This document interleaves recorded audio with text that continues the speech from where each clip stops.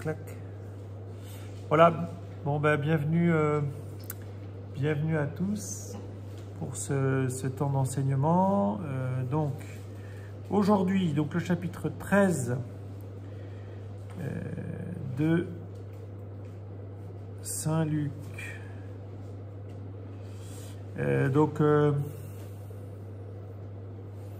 On arrive, donc on va avoir aussi une annonce de la mort de Jésus. La semaine, il y a 15 jours, vous avez vu le chapitre 12. Et ici, donc, les deux paraboles du royaume qui se retrouvent dans les autres évangiles synoptiques, comme on dit, suivis de cette fameuse question sur laquelle on s'est un peu arrêté dans mon groupe, sur une question étonnante. Seigneur, n'y a-t-il que peu de gens qui soient sauvés? Bon, alors les deux paraboles du royaume, le grain et le levain. Jésus disait donc, à quoi le règne de Dieu est-il comparable? Le royaume, c'est le même mot en grec, hein, c'est basileia. Basileus, le roi. Basileia, le royaume. Est-il comparable? À quoi vais-je le comparer? Déjà, c'est intéressant de voir que Jésus, en fait, annonce le royaume dans l'évangile. Il annonce la bonne nouvelle du royaume, il prêche le royaume. Mais en fait, c'est toujours assez difficile de savoir ce que c'est que le royaume. Nous, on aime bien... En Occident, un peu rationnel, un peu la philosophie un peu cartésienne, on a mis une définition des choses, bon, royaume égal. En fait, dans l'évangile, c'est un peu compliqué, on n'a pas vraiment de définition du royaume. Bon. Mais là, donc, Jésus, il en parle avec des paraboles, et il le compare, enfin, on dit des paraboles, mais ce n'est pas vraiment des paraboles.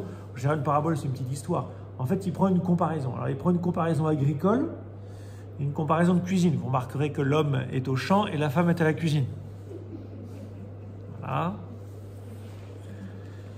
Je ne sais pas si c'était bien ou mieux, j'en sais rien. Enfin, en tout cas, l'homme était dehors et la femme à l'intérieur.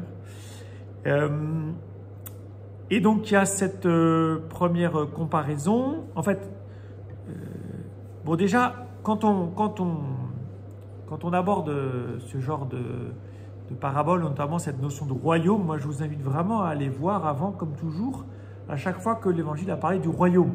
Moi, c'est ce que j'ai fait. Je suis allé voir. D'abord, on nous a dit au chapitre 4 que Jésus était sorti pour annoncer la bonne nouvelle du royaume de Dieu. Et le verbe sortir, il est important parce que c'est fait référence à l'incarnation. En gros, Jésus est descendu Dieu est descendu de son ciel pour annoncer la bonne nouvelle du royaume. Donc c'est vraiment une œuvre divine. C'est vraiment un changement dans l'histoire humaine. Deuxième chose, au chapitre 8, alors je n'ai pas tout relevé, mais au chapitre 8, il nous a été dit, au chapitre 6 avant, que le royaume appartenait aux pauvres. Bienheureux les pauvres, le royaume des cieux est à eux. Au chapitre 8, connaître les mystères du royaume appartient aux disciples. Ça, c'était la parabole du semeur. C'est intéressant, semeur. Ici, on a une semence aussi. Le semeur qui sème la parole de Dieu. Donc on voit que cette idée de la semence, en fait, elle dit quelque chose vraiment du royaume. Mais la parabole du semeur, Jésus a dit à un moment donné que les disciples qui l'écoutent, en fait, eux ont accès au mystère du royaume sans passer par des paraboles. Aux autres, il leur est laissé uniquement les paraboles. Et puis, le chapitre d'avant, il vous a été dit que le royaume est à chercher avant toute chose, avant les biens matériels, etc. Et puis enfin, pareil au chapitre 12, il vous a été dit que Dieu donne aux petits troupeaux le royaume. Intéressant d'ailleurs que c'est Dieu qui donne le royaume. Hein?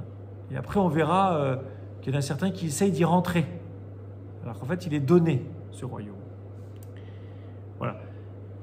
Les deux comparaisons, elles veulent insister, enfin, elles mettent l'accent sur un contraste entre la petitesse de la petite chose qui est semée, que ce soit la graine ou le levain, et le résultat qui est fantastique en taille, en étendue, par rapport à la mise de départ.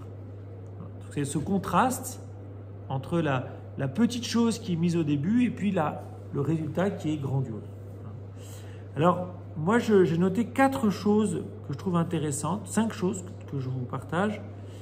D'abord, c'est que, bon, j'invente rien, mais ce royaume, il n'est pas, justement, c'est pas une définition statique.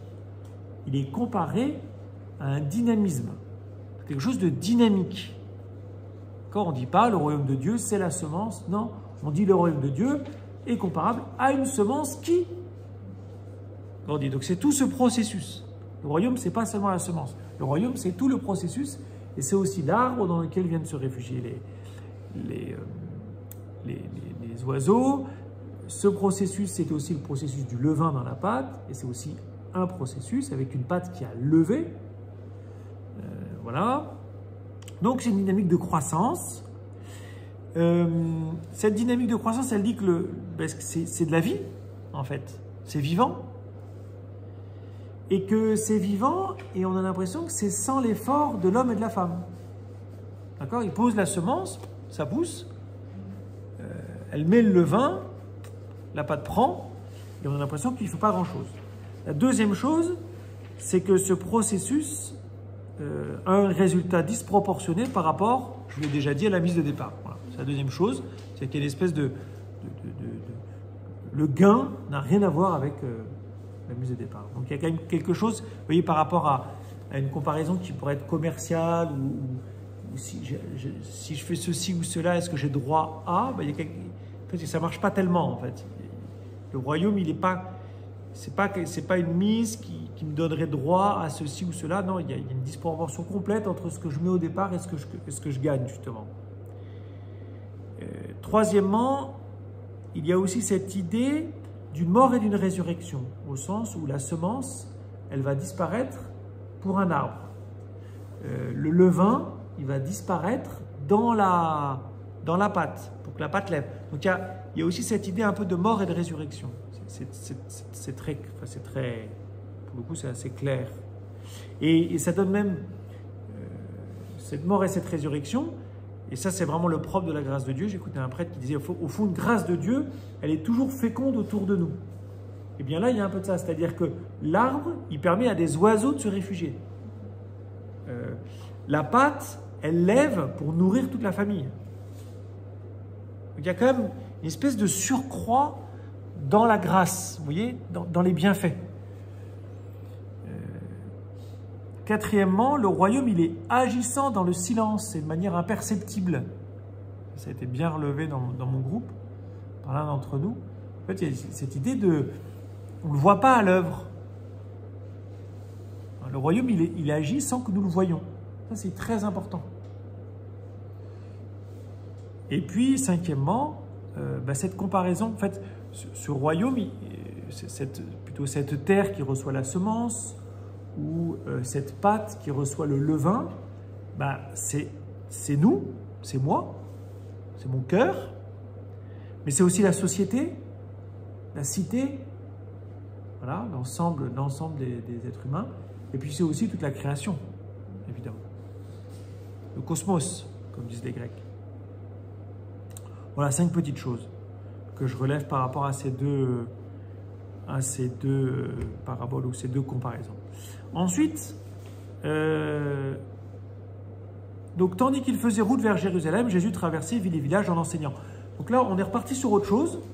En fait, je vous l'ai mis ensemble, parce que c'est toujours intéressant de lier deux passages qui parfois n'ont pas l'air d'aller ensemble. Mais en fait, c'est que s'ils sont mis l'un après l'autre, c'est qu'il y a des points communs.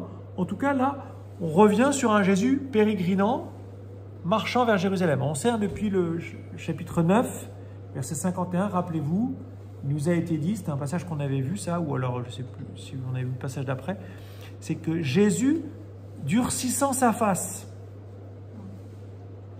se mit en route vers Jérusalem. Donc on est sur le dernier voyage de Jésus. Je vous rappelle, Luc, il n'y a que 2 montées à Jérusalem, enfin 3 en fait. Enfin plutôt, on part de Jérusalem pour aller à Jérusalem. On a commencé avec Zacharie qui offre le sacrifice dans le temple à Jérusalem. Ensuite, on a une montée des parents de Jésus pour l'offrande de Jésus au temple à 8 jours de sa naissance, un peu plus. Et puis ensuite, il y a le recouvrement de Jésus. Et ensuite, toute la vie d'adulte, Jésus ne va pas à Jérusalem, il ira qu'à la fin de sa vie. Donc on est vraiment sur la dernière montée. D'accord ? On est sur la dernière piste. On est sur la dernière ascension. Voilà. Donc Jésus monte à Jérusalem.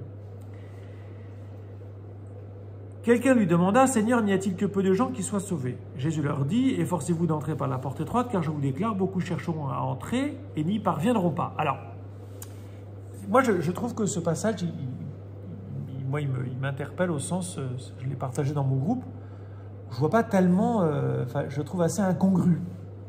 Pourquoi? D'abord la question, c'est-à-dire, n'y a-t-il que peu de gens qui soient sauvés? Pour moi, ce n'est pas une question. Peut-être que je m'avance un peu trop, peut-être que je me trompe, je ne sais pas. Pour moi, ce n'est pas la question d'un auditeur juif. Un auditeur juif qui poserait la même question à Jésus, ce sera le jeune homme riche, qu'on voit un peu plus tard au chapitre 18, on a vérifié, chapitre 18, verset 18, où il nous est dit, ce jeune homme riche, comme on dit, qui s'approche de Jésus, qui est un vrai juif, et qui pose une question de juif, « Que dois-je faire pour recevoir en héritage la vie éternelle ?» Ça, c'est une question de juif. Nous, on a une question, je trouve, de chrétien. Je trouve qu'on a une question de chrétien. Pour moi, c'est ma question. Seigneur, n'y a-t-il que peu de gens qui soient sauvés? C'est pas une question de juif. Vous voyez, on a l'impression que... Puis pourquoi peu de gens? Jésus n'a jamais dit qu'il y aurait peu de gens. C'est quand même assez bizarre. Donc pour moi, il y a vraiment une question qui... C'est anachronique, c'est comme une anachronie. C'est-à-dire qu'on a l'impression que c'est un télescopage entre une question d'un chrétien qui pose... C'est comme si le type était en train d'écrire l'évangile, puis il y a quelqu'un qui se pointe, donc on est 70 ans après la naissance de Jésus, 40 ans après la mort de Jésus, puis il y a un chrétien qui se pointe, qui dit, bon, en fait, moi je suis embêté, j'ai l'impression qu'il y aura peu de gens qui soient sauvés. Puis le gars dit, ah, ta question elle est intéressante, tiens, je vais la mettre. Enfin, ça donne vraiment cette impression-là, quoi. Le type, il a mis, tiens, c'est bien cette question, hop, je la rajoute. Bon. Donc déjà, voilà, la question pour moi, elle est étonnante. Elle donne l'impression de ne pas être historique. Voilà, bon, je l'ai déjà dit. En fait, derrière, il y a toute cette... alors ça, pour le coup, là, je tire un peu le texte, hein, c'est pas dans le texte, mais derrière, vous savez, il y a toute cette problématique, cette dialectique, comme on dit, qui est soulevée notamment par Paul, dans la lettre aux Romains et la lettre aux Galates, qui est ce qu'on appelle la dialectique des œuvres et de la foi. Hein? Derrière, alors évidemment... Là, Jésus n'en parle pas du tout, mais derrière, vous avez la controverse des païens, des protestants et des catholiques. D'accord ? Qu'est-ce qu'a reproché Luther aux catholiques au XVIe siècle? Eh bien, c'est d'être retourné dans une logique d'œuvre, comme les Juifs. Que dois-je faire pour avoir en héritage la vie éternelle? C'est une question de Juif, c'est-à-dire à quel prix puis-je avoir le royaume? Que dois-je faire pour avoir le royaume? Ça veut dire, est-ce qu'il faut que je fasse 5 pèlerinages par an? Est-ce qu'il faut que je ne trompe pas ma femme? Est-ce que si je le fais, je ne l'ai pas? Vous voyez ce que je veux dire? Donc, il y a toujours cette... En fait, c'est pas toujours, mais j'ai l'impression que là, l'évangile, en tout cas, se pose vraiment la question, c'est une question paulinienne, une question chrétienne, évidemment, de savoir si le royaume, il est donné parce que je suis un gentil garçon, une gentille fille, ou parce que j'ai la foi. Donc c'est la question de la gratuité du salut, qui est une question qui a séparé les chrétiens des juifs et qui a séparé les protestants des catholiques. Ce n'est pas du tout une petite question, c'est une question qui est assez complexe. Voilà. Alors on sait depuis pas mal de temps dans l'évangile, puisque nous lisons l'évangile, que l'homme est sauvé par sa foi. Ça, Jésus le dit très bien. Alors, il ne parle pas du salut éternel quand il dit ça, il dit pour des guérisons, notamment. Même si, évidemment, il y a entre guillemets, une analogie entre la guérison et le salut. La guérison de la femme hémorroïs et de la jeune fille malade, au chapitre 8, rappelez-vous, il dit d'une part à la femme, « Ma fille, ta foi t'a sauvée, va en paix ». Et il dit au chef de synagogue qui veut que Jésus guérisse, ressuscite même sa fille, « Ne crains pas, crois seulement et elle sera sauvée. » Crois seulement et elle sera sauvée. Donc il y a véritablement, le facteur foi est très important. Foi, confiance dans l'action et la parole de Jésus. Si Jésus me le dit, c'est que c'est vrai, je lui fais confiance, donc c'est bon. Donc ensuite, Jésus parle de cette porte étroite. Alors la porte étroite, moi je vois deux interprétations possibles, un peu dans cette logique que je viens de vous donner. La porte étroite, elle peut signifier la foi. Ainsi, tous ceux qui cherchent le royaume, qui cherchent à rentrer dans le royaume, mais qui se prévalent de leurs bonnes œuvres seulement, beaucoup chercheront à entrer, voilà, sans rapport avec Jésus, sans la foi, eh bien, ils ne pourront pas rentrer. En fait, le problème de ceux qui veulent rentrer avec leurs œuvres, qui présenteront, vous savez, leurs bonnes actions, le problème, c'est qu'ils n'ont plus de rapport à Jésus. Or, Jésus, c'est celui qui annonce le royaume. C'est lui la porte étroite, en réalité. C'est Jésus la porte étroite. Là, c'est pas dans le texte, mais nous savons très bien que le salut, il vient par Jésus, et moi, je serai sauvé par Jésus. C'est-à-dire que c'est le chemin de Jésus qui me sauve. C'est mon compagnonnage avec Jésus qui me sauve. D'ailleurs, c'est intéressant, mais je ne vais pas trop vite, parce qu'après, on aura cette idée du compagnonnage, de manger avec. Manger avec, c'est du compagnonnage. Donc, c'est être avec. Donc, la porte étroite, elle peut signifier la foi.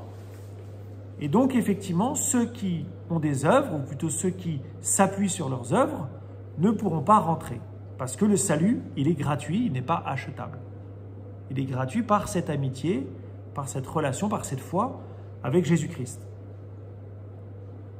En fait, le salut est une réalité divine, mystérieuse, qui ne s'obtient pas par des moyens humains, voilà, par des œuvres.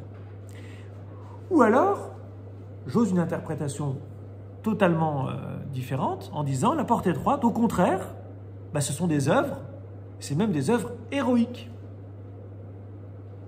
Ah là, c'est plus des boules. Parce que ça met la barre très haut. Vous savez, vous avez tous fait du saut en hauteur, on va essayer une barre à 2,50 m. Et donc, tant que vous ne passez pas la barre à 2,50 m, c'est-à-dire tant que vous n'avez pas des œuvres héroïques, vous n'entrerez pas. Alors ça, c'est plus flippant. En général, c'est ce que nos grands-mères ont entendu. Mais si je retourne un peu le truc en disant, mais est-ce que la foi, comment savoir si j'ai la foi? Peut-être que la foi, c'est une œuvre héroïque. Ah merde alors.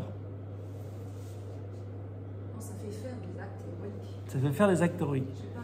Ah oui, mais sauf que peut-être que... Héroïque, ça dépend ce qu'on appelle héroïque. Ah. En tout cas, ma deuxième interprétation, c'est de dire, celui qui ne fait pas des œuvres héroïques, pour le coup, des œuvres dures, il ne pourra pas rentrer. Je ne pense pas que ce soit ça la bonne interprétation. Je vous la donne. Je dis que la porte étroite, elle fait aussi penser à ça. Porte étroite, ça fait vraiment, ce sera compliqué d'y rentrer. Oui, compliqué, ça veut dire quoi? Compliqué, ça veut dire, il faudra faire des trucs difficiles. Il faudra jeûner, vous voyez ce que je veux dire? Il faudra se flageller. Voilà. Verset 25. Lorsque le maître de maison se sera levé pour fermer la porte, si vous du dehors vous vous mettez à frapper à la porte en disant « Seigneur, ouvre-nous », il vous répondra « Je ne sais pas d'où vous êtes ». Alors vous vous mettrez à dire « Nous avons mangé et bu en ta présence et tu as enseigné sur nos places ». Il vous répondra « Je ne sais pas d'où vous êtes, éloignez-vous de moi, vous tous qui commettez l'injustice ». Alors, normalement, puisque vous êtes des spécialistes des Écritures, vous avez retenu, vous avez repéré que là, il y a un parallèle avec l'évangile de Matthieu dans deux passages de Matthieu qui sont Matthieu 25, versets 1 à 10, la parabole des jeunes filles sages et des jeunes filles insensées, les vierges sages, les vierges folles, voilà, les insensés, en fait, c'est les raisonnables et les déraisonnables. Alors, celles qui arrivent en retard, en fait, le texte dit celles qui arrivent en retard. Bon, on peut estimer que ce sont des déraisonnables parce qu'elles sont parties acheter l'huile. Mais celles qui arrivent en retard, la porte est fermée et l'époux leur dit non, vous n'entrerez pas, qui êtes-vous? C'est exactement la même chose. Mais c'est aussi la fin du discours sur la montagne en Matthieu 7, où Jésus dit il ne vous suffira pas de me dire Seigneur, Seigneur, encore faut-il que vous mettiez en pratique ce que je viens de vous dire. Les œuvres. Intéressant. Alors, d'abord, la parabole indique, il faut prendre la parabole telle qu'elle est, elle indique qu'une fois que la porte est fermée, il ne sera plus possible d'entrer. Bon, voilà. Le motif de la fermeture, c'est le fait que le maître de maison ne nous connaît pas. Et on peut comprendre, parce que s'il a fermé la porte, il fait nuit, et il n'ouvre pas la porte des inconnus. Alors c'est étonnant, parce qu'eux disent qu'ils le connaissent. Mais on a mangé ensemble, t'as enseigné chez nous, nous on te connaît, pourquoi tu ne nous connais pas? Oui. Et c'est là où je dis qu'il y a un compagnonnage, c'est-à-dire que ce qui est très étonnant, c'est qu'ils disent quand même qu'on a mangé ensemble. Ce qui est très fort, ça fait penser à l'Eucharistie. D'accord? On a mangé ensemble, on a bu ensemble. Donc en fait, on est très proches. Et Jésus pourtant, enfin le maître de maison, c'est Jésus, il leur dit, ou le Père, ça, en tout cas il leur dit, je ne vous connais pas. Donc pour rentrer, j'allais dire, il faut connaître d'une part l'heure de fermeture de la porte. Une fois que le train est parti, il est parti. Et la deuxième chose, il faut être connu du maître de maison. Il faut être connu. Il ne faut pas forcément le connaître lui. Enfin, il faut non seulement le connaître, mais il faut que lui nous connaisse. Alors, il y a une phrase qui est quand même importante, qui serait tirée du psaume 6, qui dit « Éloignez-vous de moi, vous tous qui commettez l'injustice. » Ah, commettre l'injustice. Donc, on peut se dire, alors, ça veut dire quoi? Ça veut dire qu'il faut que je ne commette pas l'injustice, mais il faut que je commette l'injustice. En fait, bon là je vais très vite, parce qu'il faudrait peut-être plus de développement. L'injustice chez Luc, ça sera repris après avec l'intendant injuste. En fait, le terme c'est adikia, c'est inique. En fait, commettre l'injustice, ce n'est pas commettre la justice de Dieu, et la justice de Dieu en Saint Luc, c'est être ajusté à Dieu. Être ajusté à Dieu, c'est être miséricordieux. Voilà. La justice de Dieu ici, ce n'est pas d'être juste à la manière d'un État qui distribuerait les impôts ou je ne sais quoi d'autre. Pas du tout. Il s'agit d'être ajusté au cœur de Dieu, à l'esprit de Dieu, qui est un cœur et un esprit qui est miséricordieux. Ça veut dire quoi miséricordieux? Ça va venir juste après.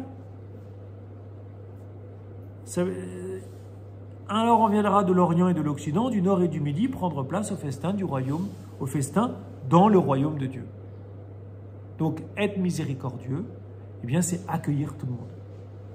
Et c'est accueillir ceux qui n'étaient pas prévus. C'est pour ça qu'il y a des premiers qui seront derniers et des derniers qui seront premiers.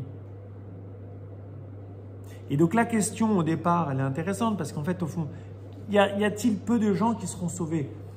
Moi, je ne pense pas que ce soit la question d'un juif, parce que le juif, encore une fois, ne pose pas la question comme ça. Mais bon, imaginons que ce soit un juif qui pose la question. Peut-être que c'est un juif qui pose la question en disant, un peu de manière supérieure, en disant, il y aura peu de gens, c'est-à-dire il y aura nous les juifs et pas les autres. Ce qui serait cohérent avec le reste, avec ce qui suit. Vous voyez? C'est comme si un juif avait posé la question à Jésus en disant finalement on sera peu à être sauvés, sous-entendu nous les juifs on sera sauvés parce qu'on est le peuple élu, mais toutes les nations païennes ne seront pas sauvées. Comment cela se fait-il? Et Jésus répond détrompe-toi mon ami, parce que là vu comme tu es parti, vu comme vous êtes parti, vous ne serez pas sauvés, mais c'est toutes les nations qui seront sauvées. Et Jésus en disant « Alors on viendra de l'Orient et de l'Occident, du Nord et du Midi, prendre place au festin du royaume, dans le royaume de Dieu, pardon », ça vous a fait penser au prophète Isaïe, qui annonce cela. Le prophète Isaïe annonce cette arrivée des nations à Jérusalem. Je vous cite simplement, très rapidement, chapitre 2 d'Isaïe, parole d'Isaïe, ce qu'il a vu au sujet de Juda et de Jérusalem. Il arrivera dans les derniers jours que la montagne de la maison du Seigneur se tiendra plus haute que les monts, s'élèvera au-dessus des collines, vers elle afflueront toutes les nations. Vers elle afflueront toutes les nations. Ça, c'est le prophète Isaïe qui le dit, et c'est plusieurs centaines d'années avant Jésus. Donc déjà dans le projet de Dieu depuis très longtemps, sont sauvés, sont appelés au salut, non seulement le peuple juif, évidemment, mais beaucoup plus que cela, toutes les nations de la terre, qui pourtant ont fait souffrir le peuple juif. D'où la difficulté du peuple juif d'accueillir les nations qui l'ont fait souffrir.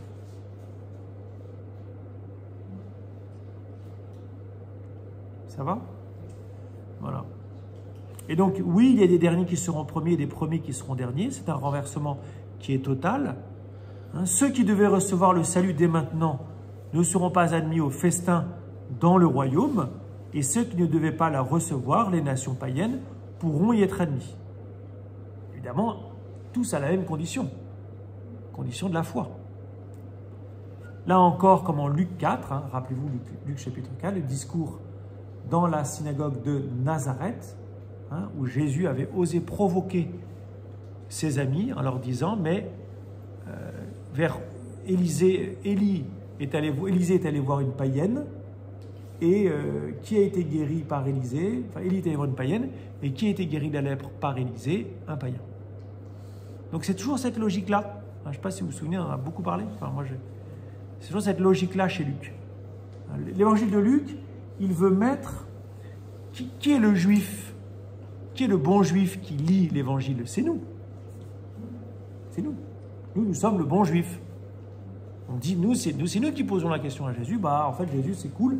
Nous, on sera sauvés. Mais les autres? Et Jésus vous dit, fais un peu attention, parce qu'en fait, si tu exclus les autres, toi, c'est sûr, tu ne seras pas sauvé. Et l'exemple de cela, j'allais dire le témoignage ultime de ce que je viens de vous dire, ou plutôt de ce que dit l'Évangile, c'est bien sûr le bon larron. Qui est le dernier à être le premier? Le crucifié. Il est le premier à être sauvé. Aujourd'hui, tu seras avec moi dans le paradis. Et il est le dernier de l'Évangile, du récit, à parler à Jésus. Voilà.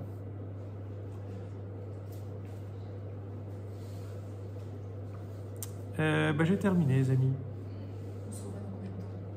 Alors, on se revoit, normalement, on se revoit dans 15 jours. Normalement, on se voit dans 15 jours, je vérifie. On se voit dans 15 jours. Et il faut que... Je ne sais plus ce qu'on s'était dit, Sophie et Arnaud, par rapport au programme. Et, si on avait affiché avec les responsables de fraternité, mais il faudra que je pose la question au bureau. Si soit on commence l'évangile de Matthieu, pour ceux qui le souhaitent, soit de toute façon, si on ne commence pas l'évangile de Matthieu, je pourrais toujours faire je vous renverrai, ce sera celui de l'évangile du dimanche. Comme c'est l'avant, c'est pas mal de voir les évangiles. En fait, c'est pas mal, parce que si on voit Matthieu, ouais. Vas-y, Sophie. Très bonne idée de travailler les évangiles du dimanche. Oui, c'est ça. Ouais. Mais ça faisait pas partie de la retraite de l'avant, ça? On n'a pas forcément de planifier de retraite de l'avant à ce jour. Enfin, moi, je n'ai pas planifié en tout cas. D'accord. On en a parlé, mais je ne sais pas si on a conclu un truc. Je crois pas. On n'a pas conclu parce que quand même l'avant commence la semaine prochaine. Non, oui, je sais. Mais non, on n'a rien compris. Donc, la dernière fois. Oui, donc je vous enverrai le texte. Je pense que c'est pas mal de voir les évangiles de l'avant. Ça peut être rentrer spécifiquement dans ce temps de l'avant. Oui. Ah oui, c'est bien. Voilà, chers amis, à bientôt. À bientôt. Bonne nuit à tous.